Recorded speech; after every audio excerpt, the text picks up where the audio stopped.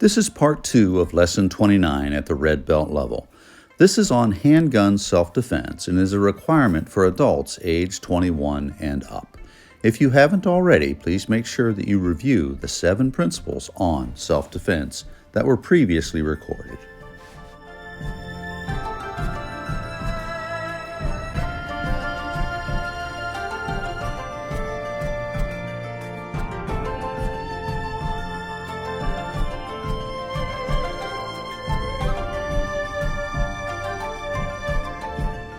Please don't shoot. Oh, shoot here. Now I have the weapon and I've come through and I've shot.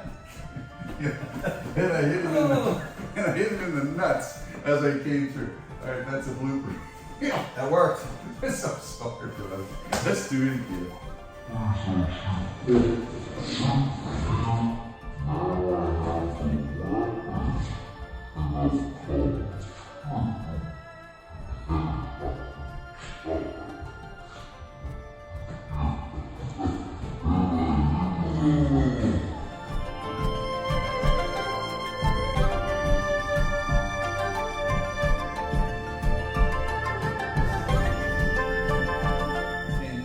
At this point, I would also like to say that if someone has a gun and they have a draw on you, and you're relying on some martial skill set to be able to strip that weapon, you're at a great disadvantage. The person who has that handgun drawn, they have a huge advantage. So we're already starting way over our head and in very deep water when someone has a weapon and it's drawn and it's loaded and it's aiming at your heart. Let's take a look at some of these questions. So let's see, Eric. Eric is from West Virginia. Eric asks if I could explain holster stops. Yeah, and I'll do that. I'll even get into some bladed positions and what can make a holster stop extremely difficult to effect. The next question is from Assam. Assam is watching out in California. Thanks, Assam. We appreciate your viewership. He asks about if somebody draws a revolver and you grab the cylinder on the revolver, does that really work? Does it actually stop the revolver from firing? So the short answer is yes, absolutely, it does. But the longer answer is kind of a yes and a no. And I'll get into that and I'll show you some stuff here later on in the video about why that is. The next question is from Mark. Mark is from Pennsylvania. Mark wants to know about what's the difference and why do we use these terms inside strip, outside strip. Well, one, I use them because we use them in the military. But two, it might be the Aikido influence as well. If you train in Aikikai, Aikido, which is a version of Aikido, they use the terms omote and ura, which means to cross the center line or go away from the center line. In Yoshinkan Aikido and my style of Aikido, Chudokan Aikido, we use the terms Tenkan and Erimi, which means to enter and or go away from the center line. I'll demonstrate. If I have a weapon, and I'm standing here and I aim the weapon at the camera. When I'm aiming this plastic weapon at you, if I go to this side, I'm going to the outside line. So that would be an outside strip when affected from over here somewhere. If someone pivots and they come from this inside aspect of the weapon, now they're on an inside line for an inside strip. This is just an undergarment, which looks like a pair of skivvies, but on the back, it's ambidextrous. It has an area where you can put a weapon. This could be a concealed carry inside the belt under a garment. And it's just something as comfortable as putting this on like a pair of shorts. And you can put the weapon on this side or this side, whichever way you want to draw. So that's one example of technically what is a holster, but you wouldn't think that when you look at it. The other is just a simple Velcro waist holster. This could also go around your chest if you're small, but the weapon goes inside of this. It can go inside of a garment. You know, we talked about the FBI. Those guys used to wear 2 buttons on their shirt that would be unbuttoned. They would wear a clip-on tie that would cover where the buttons were undone. And if they were talking to somebody, they might do an interview where they slide their hand inside of their shirt under their jacket, and they've got their hand actually on their weapon, where they don't even have to draw it. They can simply shoot from that kind of a close position or close quarters position with this type of holster. These are flesh colored. You can get them in black, you can get them in white, so that they match the clothing that you're wearing. So the other question that was asked was the question about the revolver. And that came from Assam. Assam asked about the revolver. So a revolver by definition, and this is a real weapon, this is a Smith & Wesson, this revolves, it spins, okay? When I cycle around, and there are no rounds in this demonstrates it's clearly no rounds in the weapon. Lock, pull trigger, shoot. This weapon has a safety device, which is here. Also, we can push it forward, and technically when I drop the cylinder out, this is now in a safe position. So what you're asking about, Assam, is if I grab this cylinder and I hold it, am I able to squeeze? You'll note that it's not firing.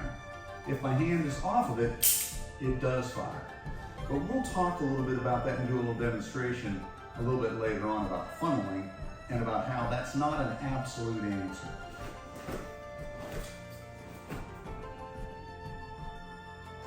Next would be this smaller revolver. It's easier to conceal. Okay, it has this shrouded hammer. Also, when this is locked, this weapon has actually a red dot. We can actually aim at the target if we need to. So that's a smaller revolver. We train at our dojo here with this rubberized replica Glock. The problem with a Glock is that a Glock has no safety mechanism. There's no switch that I can throw on a Glock that's going to keep it on safe, like a lot of other weapons. So the fake Glock is over here, and then this is a real Glock. And the real Glock is an excellent weapon. This one has, again, a laser sight on it. We had talked about in battery and out of battery. On a Glock, if I pull this back, that takes it out of battery. And I'll demonstrate that. It's a little bit easier to see if we do it on this weapon, which is a 45. The 45 actually has a safety mechanism here that won't allow you to pull the hammer back, okay? And then the 45 also, out of battery means pulling this back. In battery is when it is locked, and in battery it will fire. Out of battery, it's not absolute that it won't fire, but it does reduce the ability of the weapon to chamber the round and fire. And this would be out of battery where I slightly pull it back.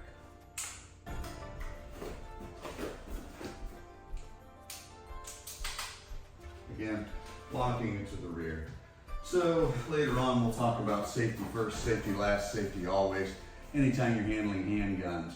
And it's really important if you're teachers and you're doing this in a dojo, make sure always that the weapon that you're training with is a rubberized replica, not the real deal. This is just demonstrational. All right, so in this section, we're going to try to explain that question that came from the subscriber about what's an inside strip and what is an outside strip. This is my wife, Sherry. She's a black belt in Taekwondo, and she has had extensive training in firearms handling and range shooting and marksmanship shooting and personal defense. So to be honest, I spent 35 years in the military, but she knows more about firearms than I do. Probably because I've seen what firearms do and I really don't want much to do with them. But I understand the smaller female having that handgun. My wife was a pharmacist. She could tell you some stories as when she was working in Atlanta and when she was working at other locations in pharmacies where her store was actually robbed by people who came in with handguns. So a lot of this training probably came in handy, I would assume. So Sherry's gonna go ahead and she's gonna draw the weapon. Now here's an interesting thing. If she does just a single hand unsupported, notice when she drew the weapon, it was in tight, it was couched, right? Already, this is somebody who has a lot of training. So what we're talking about is single hand, unsupported, which she wouldn't do because she's had training. But later on in the video, I'm going to show you example after example after example that we got from the FBI website, where in that stick-up position, with the single hand sticking out. Most people do that. Almost 80% of robberies and attacks and assaults, according to the FBI, are this. If you get somebody who's trained and they're couching the weapon, cradling it in both hands, this is much more difficult to strip because she's got a reinforced position. Okay, so let's just do a basic. So she's got the hand held out, single hand. You can take your hand out. I know you're training it. It's killing her. Here's something else to point out. She's left-handed. So if all you do is train on stripping weapons from a righty, when you get to a lefty, that little millisecond of, oh, it's not the same hand that I've trained this technique with. Well, that can be a problem. That millisecond could cost you your life. So we'll do this inside strip first. She brings the weapon up. I move here. I'm grabbing the weapon here on this inside. When I come from here, I want to try to grab the weapon, as much of it as I can get. Hand is going to come underneath. I'm going to twist this back, and this is rip and strip. So once I rip and strip the weapon, I have control of the weapon, and I have control of the situation. Okay, so plan B. What if they have a backup weapon? So what I did by turning and talking to the camera was to give her the opportunity. She had means, she had mode, and she had opportunity, which was to go to her backup weapon and draw that one. I could probably strip that, and I bet she's got a third one back there. So backup weapons are always something you need to think about when you're doing strips. Let's go back to our rubber training pistol, which is all we use when we're training. Never trade with a live weapon. Unless you're a soldier headed to combat, then okay. Now an outside strip, single hand, I shift, under, twist, pull, and shoot. We're going to show you that many, many times throughout the video. Now let's go back to the question about holstering. We have several holsters here. Some of these could be hooked into a belt. Some of these could be inside the waistband. Okay, we'll give Sherry that as an inside the waistband holster, okay? And the question was, stopping a draw from an inside waistband holster, would that be that weapon? Okay. All of these weapons are cleared. There's no magazines in them. There's no bullets. And the magazines and the bullets are over there. It's hard to hide. Yeah, not as hidden as it should be. But if I'm giving her a bunch of grief and she goes to draw the weapon, I have to be quick enough that if Sherry sees me getting aggressive and she goes into that bladed position, what some people would call modified weaver's position, I have to try to get all the way, her hand is going to stop me. I'm trying to stop this holster and she pulls it, right? If she doesn't and the weapon's still holstered, what you have to get to, and just let me do this, she's bringing it up, I want to get here. And I have to stop the weapon. Now guess what? She has a free hand. She can hit me in the nuts or she can back up and pull her other weapon, right? So really you need to think about who is it you're dealing with if they have multiple backup weapons. So she is gonna have the weapon out. If I come to this side of the weapon and I grab this cylinder, Assam, can you see what I'm doing? I'm grabbing the cylinder. You were asking this question. She's squeezing, nothing's happening. Now I'm gonna reinforce this grip. If she yanks straight back strongly, okay, now I'm in deep doo-doo, and this is what's called the funnel effect. Combat guys, I'm not talking about the fatal funnel. That's this. Unless you're me, I'm blind in my left eye. So my fatal funnel nowadays looks more like that, okay? Which when I spar, people like to take advantage of that. I should have never told you that. But this idea of funneling is I grip the weapon, I'm coming under, I'm trying to hold on to it, and if she pulls it straight back, it comes straight out, and I really can't do it. So point of fact, a lot of times this metal, it'll take chunks of meat with it as she pulls it back. So the problem is yeah, you can grab the cylinder and it'll stop it from shooting, but if we're grappling and we're rolling around and those sorts of things, and she yanks and strips that weapon, and she yanks that weapon back harshly, now all of a sudden I'm dead. Okay? So that's kind of the review on some of the contact. I'm not worried about grabbing her. If I grab Sherry, she can still turn the gun and shoot me, okay? My point is to control the weapon. Once I've got Let's talk about basic revolvers. A revolver, like a six-shooter in the Old West, carries 6 rounds. They have longer barrels, or can have longer barrels, which will improve the accuracy. A shorter barrel, like this snub nose, reduces its accuracy, but it's more easy to conceal. You'll note that the previous one was black, and this is chrome.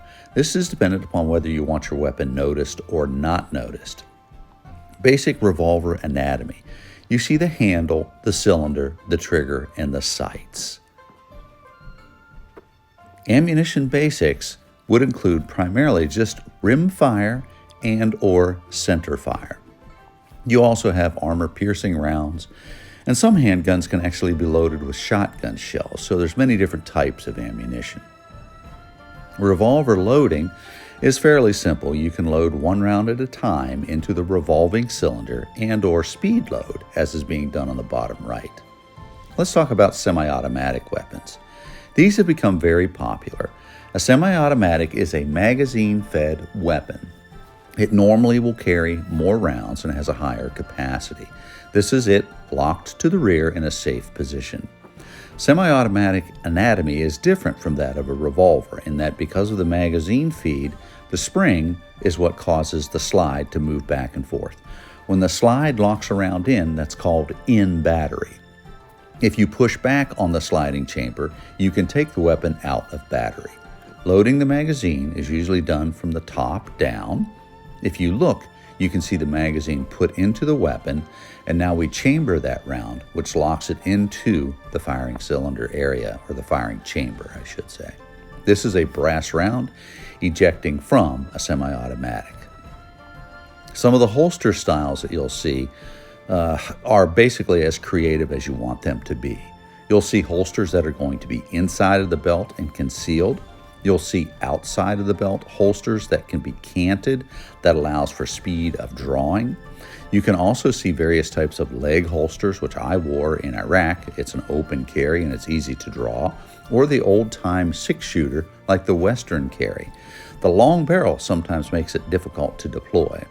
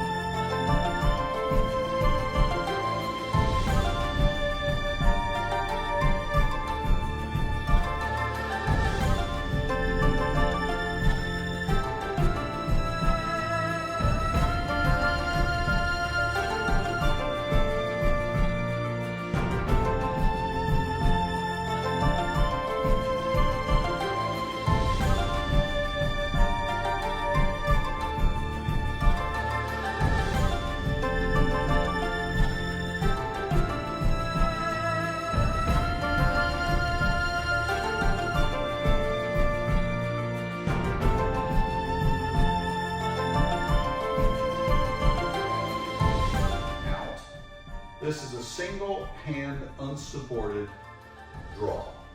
If I bring my other hand up, double hand supported draw. If I set into this kind of almost like horse stance and I bring this out, I'm in an isosceles position. If I change that position sideways, I get into a modified weaver position. Also, there's a classic little shoot position, which is sideways. Modified is from this position. If we're talking combat positions, I can hold the weapon in close, which is called a couch guard, cradle guard, and close guard. So when we start talking about all these different handgun positions, it's important to also put some realism into this. The extension grips, the single hand extension, will show you some self-defense skills against someone who's going to hold a gun like that. You will see folks in the street who do that kind of silly sideways hand position, although it's probably not very silly if this is a loaded weapon and it's real and the guy's sticking the gun in your face. All self-defense skills have strengths and weaknesses. Marksmanship was explained to me by a drill sergeant as, did you hit the target or not? And at its very basic level, that's really true. But there are so many principles and so many theories within marksmanship, breathing control and breath control, how you squeeze the trigger and what your hand positioning is. And of course, in marksmanship, we always worry about safety first, safety last, and safety always when you're at a range. We're going to talk about ranges later. This target shows how the rounds will be thrown in different directions, and they're based on what you're doing with your hand as you actually squeeze the trigger on the weapon to discharge a round downrange in order to hit the target. Let's talk about that hand position. If you look, this is a hand grip on the left, middle, and on the right. The grip on the left-hand side has a proper finger position, has a proper grip, and will get you the best sight picture. Each of these shows different finger positions where there's different pressure on the trigger itself, and it causes the rounds to be pulled to either the left and or the right. Whenever we look at our sighting pictures, we can front sight shoot, rear sight shoot, or use aiming points. The best sight picture is this sight picture, where the rounds are aligned on the left. You can see that the front sight is in focus and the ball is sitting on top of the 3 balls that are all lined up.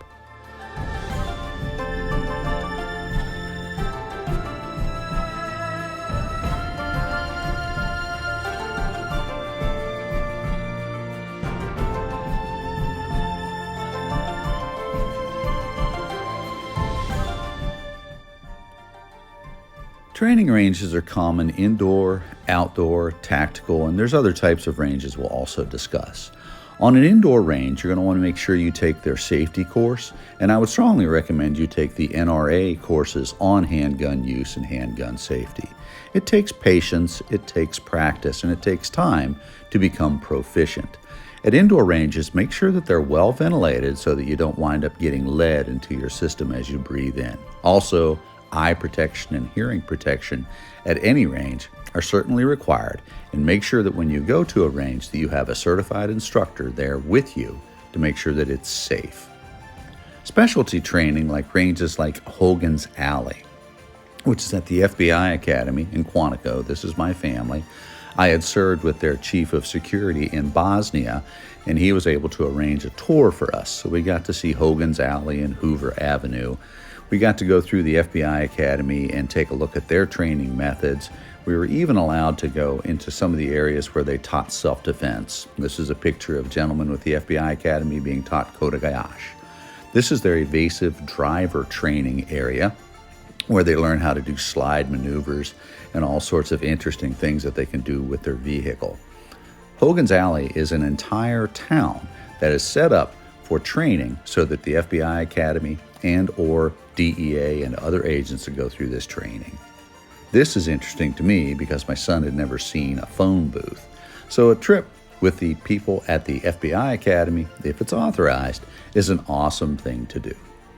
Other types of training are mount training. That means military operations in urban terrain. I'd written an article for Black Belt Magazine that's still on the internet. You can look it up. It's called The Way You Train is the Way You Fight. And the way you fight will be because of how you train. So the idea of Hirwasa Suwasa is to understand things at wider and deeper levels. When we talk about rules of engagement, escalation of force, it's really important that you go to sources like Wilson Combat and Masad Ayoub, who is an excellent channel and covers these things in great detail. Understanding local laws, understanding the stand your ground or line in the sand laws, even the castle laws, which date back to 13th century England, and your self-defense laws, which really even date back to biblical times, because self-defense is really a right that every person has. I like the saying that your rights stop where my nose starts. Understanding these things at a wider and deeper level by going to some of these resources that are on YouTube or perhaps taking a course with the NRA is a great idea. You'll begin to understand things like the ODA loop, which is to observe, to orient, to make a decision, and to act.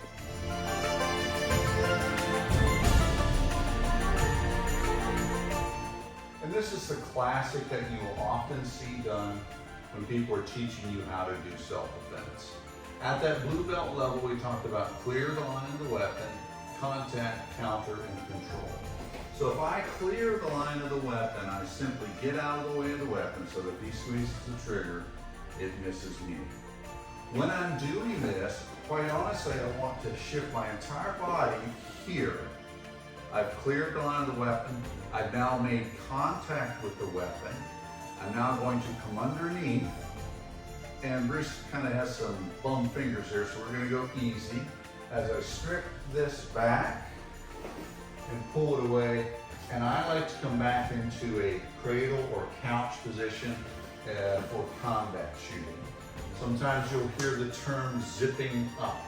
As I step away, if he should start to attack, I'm going to squeeze around at his feet, squeeze around, squeeze around, squeeze around, meaning I'm shooting in this fashion, which would be zipping the individual up. Okay? Let's take a look at that close up. Bruce, I'll give you your pistol back. And that is a story within itself. In Philadelphia, police officers were training in this strip technique where they took the weapon and then they handed it back. And as the story goes, one of the police officers had a guy draw a weapon, he shifted, came up, stripped the weapon, and then guess what? He handed the weapon back to the assailant and was shot. So when you're training, make sure you understand that it's not a good idea to give the pistol back to your opponent. Let's take a look at that close up. This is called, my first movement is going to be to shift, grip, under. Notice Bruce's finger is within this trigger well. When I strip back here, I'm moving my hand so you can see, his finger is within this trigger well. So what I want to do is create that finger lock as I step backwards. Well, let's get your finger out. Because that's going to hurt quite a pharmacy. This is quite often what they do. The statistical analysis from the FBI website basically shows many videos that show this type of a stick up. So it's not unrealistic that this could happen. So when we did that Philadelphia strip, we twisted and went to the inside line, came under, rotated the weapon and stepped away. I can also, on a Philadelphia strip, please don't shoot, shift, go to this outside line. As I come under, I turn the weapon back towards Bruce as I shoot. From the standpoint of trying to shift and come in, because now he has both hands on the weapon and he can turn the weapon towards me, and it turns into this fighting over the weapon itself. And really it's the focus on the weapon that's the most important thing. So instead of the Philly strip, we're going to do a Chicago strip. There's different names for these things. Some people call it a Boston twist. Depends on what police academy you went to as to what they call these various things. Like we talked about the isosceles stance and weaver position. All of this stuff really comes more from handgunning. So Bruce draws. He has both hands on the weapon. One of the things that I want to do initially is to come offline. It's over my shoulder and I'm coming here. I'm grabbing the weapon and I want to twist this back towards Bruce as I pull the weapon out. One more time, we'll go to the other line. So again, double hand, reinforced. Please don't shoot. I'm here. I twist this back, pull, couch the weapon,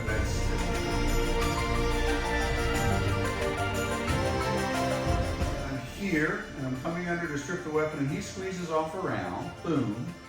A very hot brass round is gonna fly out of here. It may catch in my hands and burn my hands, at which point I'm gonna go, ow, and he's gonna turn, and now I'm dead.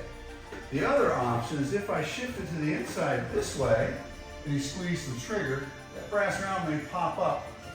And I will tell you from experience, it'll land here inside of my glasses and burn my eye, or it'll go down inside of my flight suit. I had that happen on a mission flying over Iraq.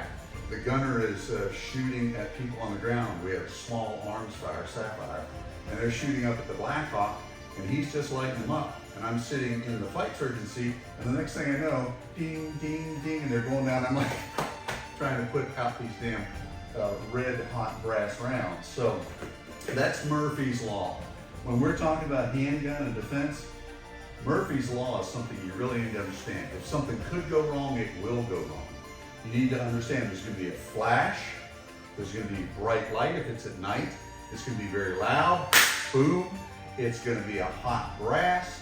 So there's all these things that are unexpected. So when you're learning gun strips, also learn a little bit about some of the unexpected things that could also happen. If I am here, please don't shoot. Don't shoot. I shift from this position. I'm going to come in and I just cradle the weapon. The other hand's going to come up. He's fighting for either punching me. I'm going to curve my head in. He can hit. I want to take all this to the ground. I want to kick. I want to bite. I want to hold on to this weapon. So it's a cradle position. The other option is if Bruce goes to a two-hand reinforced position, I'm coming here, in tightly, and I'm going to hold on to all of this. The weapon may go off. The round may come out. It may stick here and burn my scalp. It may go down my uniform. I want to be in here tight and hold on to this weapon, controlling the weapon the best way that I can. That's kind of that if there's maybe a distraction, maybe a backfire, maybe he's looking around. If he's thinking about robbing me, one of the first things he's going to do is be looking around the area. And when he's checking that area or he wants me to give me my wallet or give him my wallet, I pull it out, I'm going to hand him the wallet. In olden times, we used to teach drop the wallet. The problem with dropping the wallet is as soon as I drop the wallet, he shoots me. I want to hold it, handing him the wallet. Now all of a sudden, I'm able to shift. I'm back into this position. He's coming up that other hand, bring the head down, coming into him. I'm trying to cut off that punch like I'm snuffing it here. He can punch and hit, go ahead, boom, boom, boom. I'm screaming, help, help, help. But right now, for this moment in time, I'm safe. And we're probably going to end up on the ground. Okay? That on the ground brings up an important principle. So Bruce, drop the gun. That's what's going to happen. Exactly what just happened is what's going to happen. When you drop a gun in this scenario, the gun grows legs. You'll be looking around trying to find the gun you just disarmed, and the response 90% of the time with a lot of my soldiers was, where the hell did the gun go? Well, in this scenario, I told Bruce to drop the gun, and it went underneath of the table. So it's not like I'm going to say, wait a minute, I'm going to go over here and pick the gun up. Now I'm going to shoot you. So when a gun goes to ground, don't worry so much about the gun as the person who drew it on you, unless he has people around. The gun goes to ground, and they're looking for the gun. Bruce has got me pinned against the wall, and the gun is in my gut. Right now, I'm in a truly bad position. What I want to do is use this arm, what the Aikido guys would call a Gaiwan Yoke. It's this idea of bumping, hooking, turning, and I strip the weapon. Okay? Let's reverse that. Let me do this. So like this, Bruce. So he has me pinned. I want to bump. When I bump, notice this hand is up out of the way. He has shot the wall. As he starts to bring it back, I hook. I now have this pinned. He's going to start to bring this hand down. I want to come in here. I'm turning this towards Bruce as I strip this weapon away and push. Clear him away from me. So Bruce has the weapon to my back. He's doing me a favor because it's in contact with my back, so I know where it is. I'm going to bring my hands up. Please don't shoot. I bump here in strip it. What I'm going to do is use my outside arm, elbow to bump. From here, I bring it in to collect the weapon. I'm going to strip. I'm going to say, please don't shoot. I want to bump.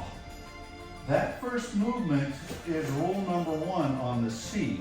I've cleared the line of the fire. I've made contact, right? So clear, contact, bring this in, counter, and then bring it back, and then a strike Bruce, okay? So that's control. Again, please don't shoot, please don't shoot. I'm gonna bump. That brings the weapon out. As I turn, I'm coming here, under exactly the same strip, that Philly strip that we did before. If he brings his other hand up to do what's called a supported position as I'm here under and I strip back, and do the Chicago strip when it's a reinforced position. Again, couching, cradling, thinking about weapons retention. And this is not a great idea to get into that habit of always handing it back to them.